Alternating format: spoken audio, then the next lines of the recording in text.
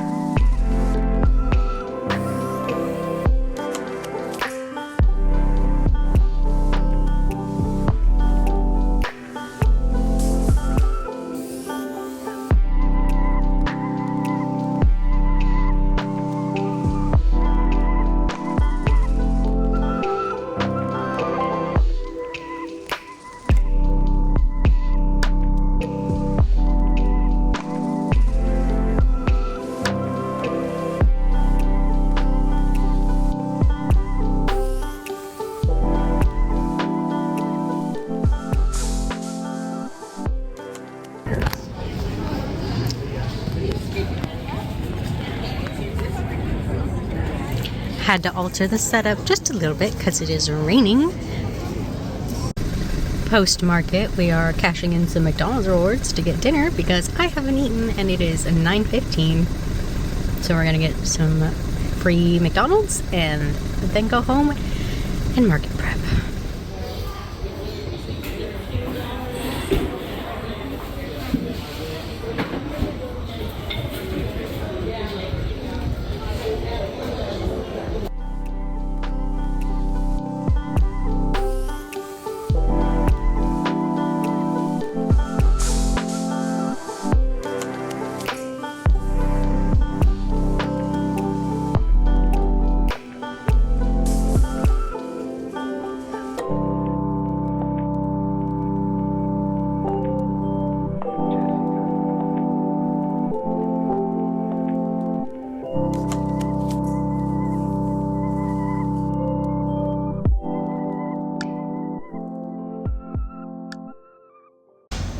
We are currently 2 hours in, and I have not made a single sale.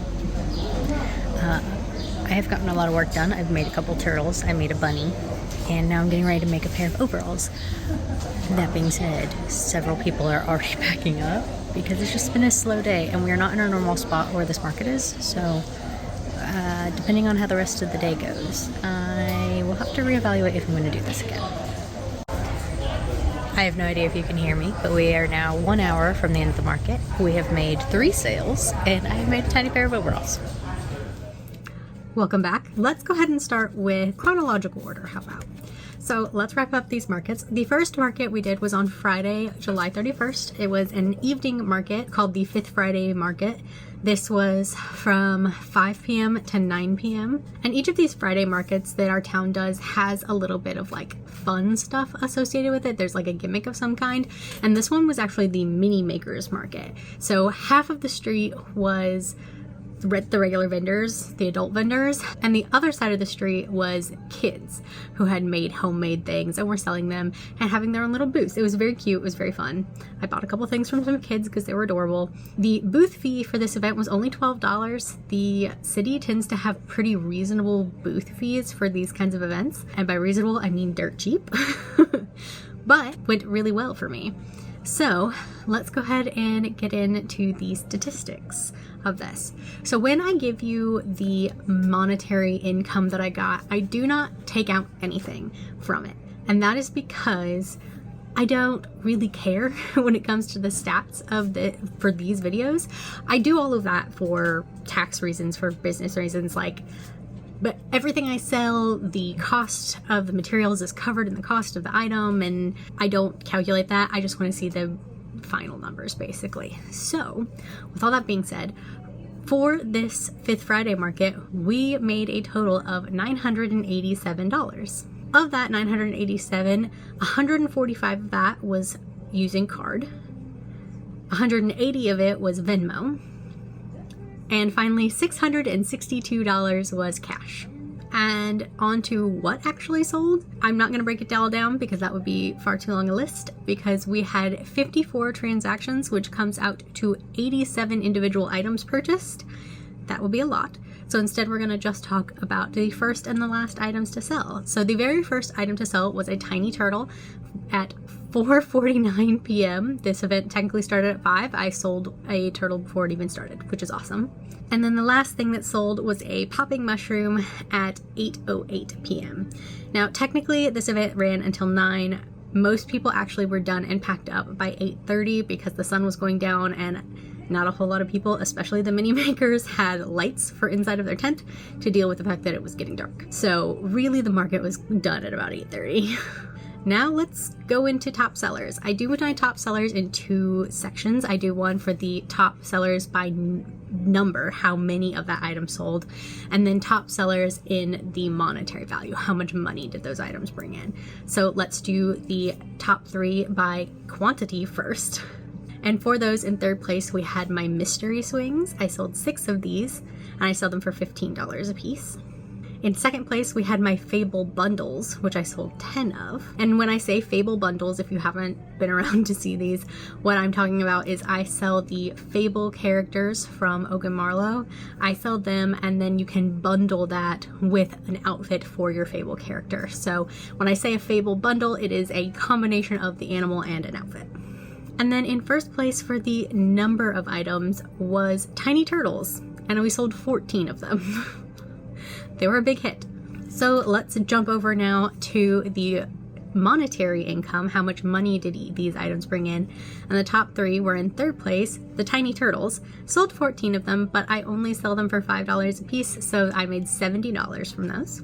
In second place was the mystery swings, and those made $90. I sell them for $15 a piece. And then in number 1 was the Fable bundles. I sold those for $25 a piece, and they brought in $230. So overall, it was a pretty good day. So after all of that kind of information, I like to try and give you guys the notable moments from the market. And so I already told you this was a mini makers market, so there were the fun things across the street, which was really cute.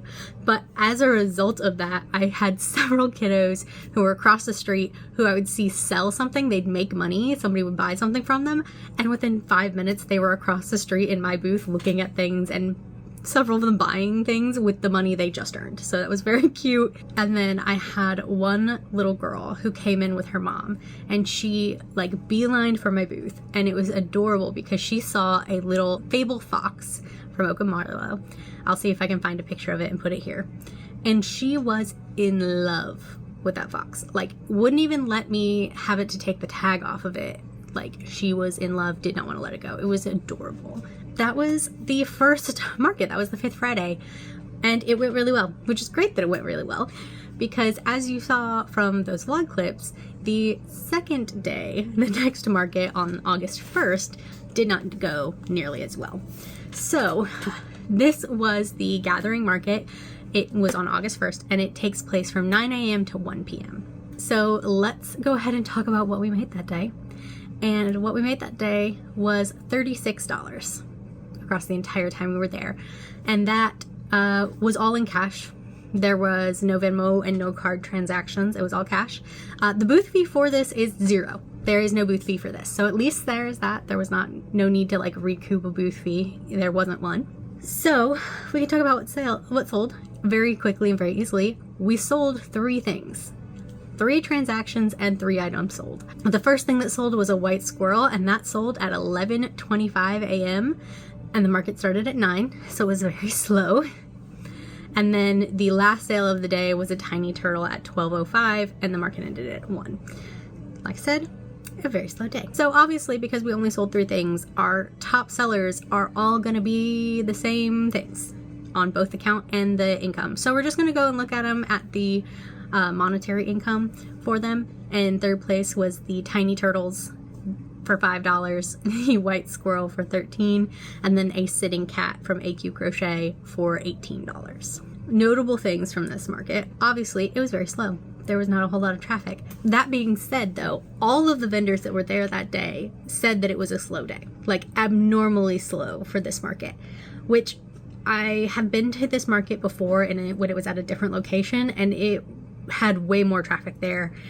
So I totally believe that this was just a slow day. We were not where we were supposed to be. Traditionally, this market is set up along the fence line by the grandstands of the state or of the city fairgrounds, but it had been raining when we started setting up, and so they moved us underneath the like animal barns. So we were not out where people could see us. You had to be looking for us to know we were there. So I think that definitely affected the traffic that came through, because I feel like this event, a lot of their traffic comes from people driving past the fairgrounds, seeing a bunch of tents and being like, oh, what's going on there? And then they just stop and see.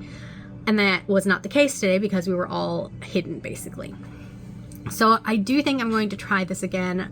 The only date that I could potentially do is in September, which makes me a little nervous because it is the week right before my biggest event of the year. So I'm a little nervous about doing that one, but I can always, back out if we get to a week or 2 before and it's not going to work. So thankfully the coordinators are very understanding of that. So we'll see if I actually do it. I think I'm going to, but I think it really will depend on if I can get my inventory back up to what I want it to be. Other notable things for this event. First, I slept through all of my alarms that morning.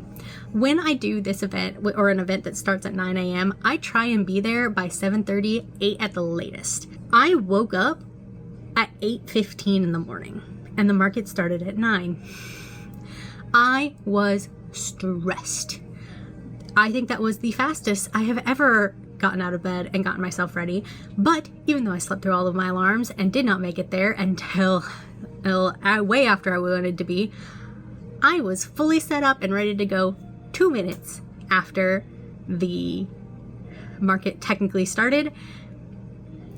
I did great, honestly. So yeah, I got there and was set up in about 45-50 minutes.